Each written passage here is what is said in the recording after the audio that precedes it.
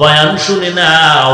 এই যে পিপিলিকা তার জাতি ভাইরে বয়ান করে বুঝায় দিল জাতি ভাইয়ের প্রতি কেমন টান, কারো ক্ষতি হোক জাতি ভাইরা পরস্পরে কেউ চায় না।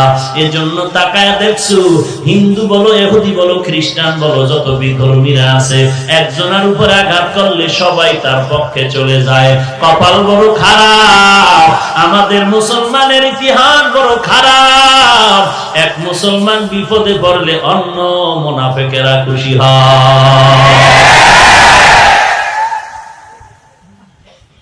পিপিলিকা শিখায় গেল যে আমাদের জাতি ভাইদের ক্ষতি হোক আমরা চাই না, কিন্তু আজ আমাদের ভিতরে যত কিলাকিলি দলাদলি, একদল মিলাদুন নবী কায়েম করতে গিয়া সিরাতুন নবীরে গালি ছাড়া কথা বলতে